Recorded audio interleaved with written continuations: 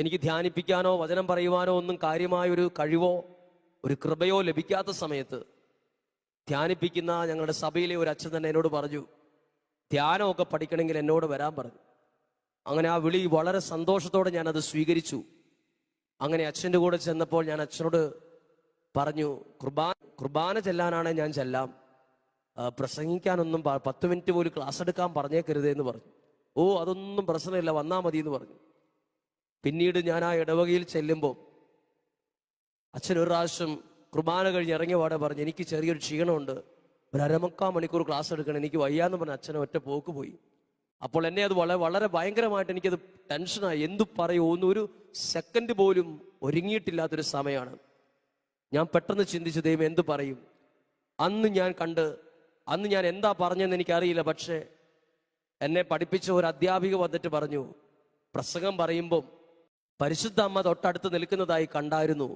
ഞാൻ വിറച്ചാ പറഞ്ഞത്, പക്ഷെ അത് ആ ഒരു സമയത്ത് എന്നെ വലുതായിട്ട് ചലനം സൃഷ്ടിച്ചു. ആ സമയത്ത് ഇത് പറഞ്ഞ ടീച്ചർ എൻ്റെ കയ്യിൽ ഒരു ഉമ്മ തന്നിട്ട് പറഞ്ഞു, ഞാൻ ഈ കയ്യിൽ ഒരുപാട് അടിച്ചിട്ടുണ്ട്, എങ്കിലും ഇപ്പോൾ ദൈവം നിനക്ക് നൽകിയിരിക്കുന്ന കൃപയെ മഹത്വപ്പെടുത്തുകയാണ്. ആ ഒരു നല്ല കാര്യത്തെ ഓർത്ത് എനിക്ക് ബഹുമാനോ സന്തോഷം തോന്നുന്നു എന്ന് പറഞ്ഞു. എന്നെ ഒരു വിഷയത്തിൽ വളരെ പുറകോട്ടായതുകൊണ്ടും ഒരുപാട് കാര്യത്തിൽ എൻ്റെ കയ്യിൽ വടികൊണ്ട് അടിച്ച ടീച്ചറാണ് ഇന്ന് അത്ഭുതത്തോടെ എൻ്റെ മുമ്പിൽ നിന്നത്. ആ ടീച്ചർ എന്നോട് പറഞ്ഞു, നമ്മുടെ ക്ലാസ്സിൽ നീ എല്ലാവരെയും ഓർക്കുന്നുണ്ടോ? എല്ലാവരെയും ഞാൻ ഓർക്കുന്നുണ്ട്. എൻ്റെ ക്ലാസ്സിലുള്ള എല്ലാ കുട്ടികളെയും 10ാം ക്ലാസ് വരെ പഠിച്ച എല്ലാവരുടെയും മുഖം എനിക്കറിയാം, പേരും അറിയാം. അവരെക്കാളൊക്കെ മുന്നിൽ നിന്നെ എത്തിച്ചല്ലോ എന്നോട് ചോദിച്ചു. അവരെക്കാളൊക്കെ മുന്നിൽ നിന്നെ എത്തിച്ചല്ലോ. അപ്പോൾ എൻ്റെ മനസ്സിൽ അന്നേരം ചോദ്യത്തിന് ഉത്തരം കിട്ടി.